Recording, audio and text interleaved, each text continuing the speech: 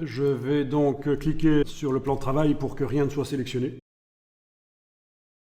Le motif ici, je le déplace vers le plan de travail. Est-ce qu'il est correct? Oui, il est correct. Le motif, c'est le carré là. C'est le carré central. On a une fusée qui déborde par la droite ici en noir. Elle réapparaît par la gauche, donc c'est correct. Donc, je vais peut-être repasser ici en affichage par tracé. Je vais essayer de repérer donc dans la palette des calques où se trouve le carré. Prendre ce carré de recadrage et s'en servir pour découper tout ce qui se trouve en dessous. Donc il faut que je le déplace au-dessus de tout ce qui fait le motif. Voilà. Et sélectionner là, voilà. Et je demande objet, tracer, diviser les objets inférieurs. Alors pour la petite histoire, c'est quelque chose, cette fonction qui existe depuis très très longtemps dans Illustrator, bien avant que le Pathfinder apparaisse. S'il y avait cette option, c'est un espèce d'ancêtre du Pathfinder et c'est toujours utile, quoi. Ok, diviser les objets inférieurs. Donc avec la flèche blanche, je sélectionne ça, touche suppression une fois, deux fois. Ah oui, au fait, on a 3 lignes de fusée. 2 qui ne servent pas, donc je les englobe. Ligne du dessus, supprimer.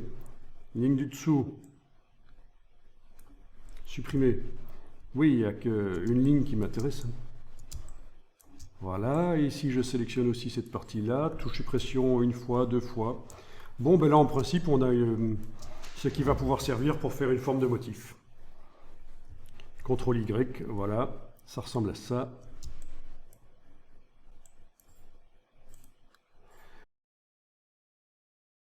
Tiens, on dirait que le contour blanc qui était à l'arrière, il est resté contour, il n'a pas été vectorisé, décomposé. On va reprendre ça, on va supprimer ça. Je clique sur le plan de travail, rien n'est sélectionné. Je déplace le motif ici. Donc en effet, ça se voit. Et là, je prends la flèche blanche plus pour arriver à sélectionner des objets entièrement. C'est un contour qui est resté modifiable, malgré qu'il est passé par la palette nuancier. Avant de faire toute l'opération de découpe à l'aide du rectangle, le rectangle il est là. Si je fais CTRL Y, voilà, le rectangle de recadrage, je le vois, il est là. Qui n'a aucune couleur de contour et de fond et qui est tout en dessous. Il est là, oui. Bon, avant de faire l'opération de découpe avec le rectangle, il faut que je sélectionne tout et que j'aille dans Objet, Décomposer. Objet décomposé. Ok, fond et contour, c'est bien. Ok. Voilà, et maintenant, quand on regarde, il n'y a plus de contours modifiables. Les contours ont été transformés en une forme. Parfait. Oui, les contours sont maintenant des formes. Bon, ça va mieux fonctionner du coup.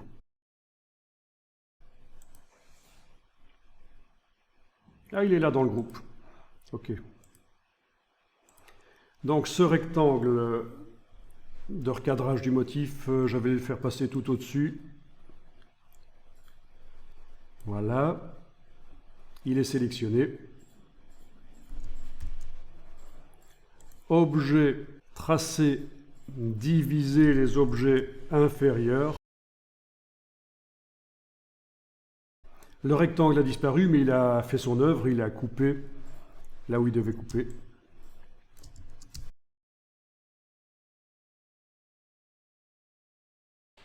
Je supprime la ligne du bas, je supprime la ligne du dessus,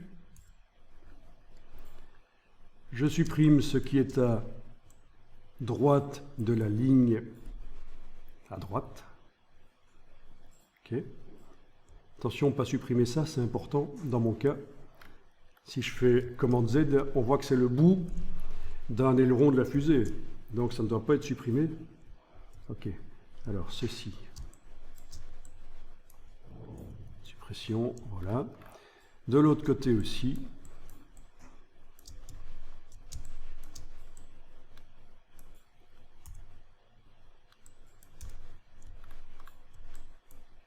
Pas oublier des points.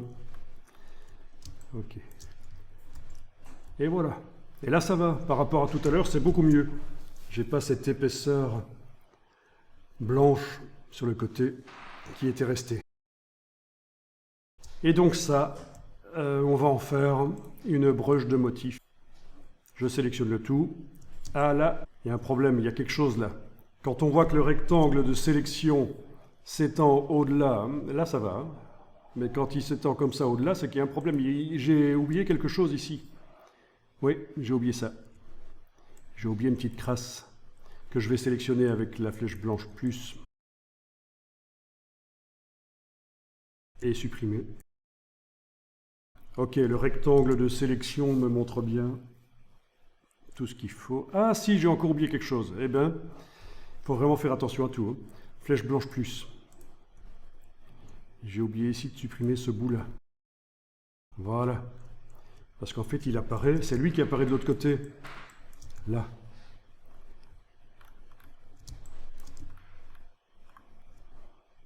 Voilà, donc je sélectionne le tout avec la flèche noire enclenchée, je vois le rectangle de sélection, cette fois-ci ça a l'air correct.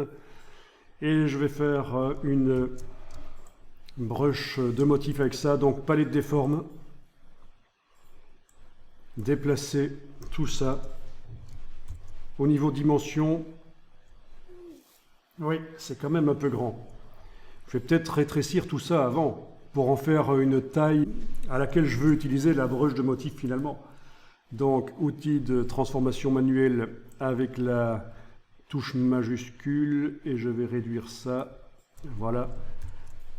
Ça, cette dimension des fusées, c'est à mon avis à cette dimension-là que je les veux quand je les utiliserai, quand j'utiliserai la broche de motif sur la page.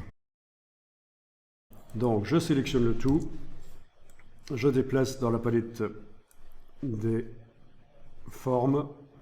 Je dis que je veux une forme de motif. OK. Alors, important, comment vont se faire les coins? Et dans ce cas-ci, peut-être que l'imbrication automatique serait meilleure que le découpage automatique qu'on avait tout à l'heure. Découpage automatique, ça fait un truc bizarre, on dirait. Alors que imbrication automatique, ça a l'air de fonctionner mieux. OK. Je clique à côté de la forme. Je fais un trait au crayon. Ou ça pourrait être une forme géométrique dessinée, peu importe. Voilà. J'applique la brush. Et voilà ce que ça donne. Et quand je zoome, j'ai bien une série continue de fusées. C'est ce que je voulais. J'enregistre le document.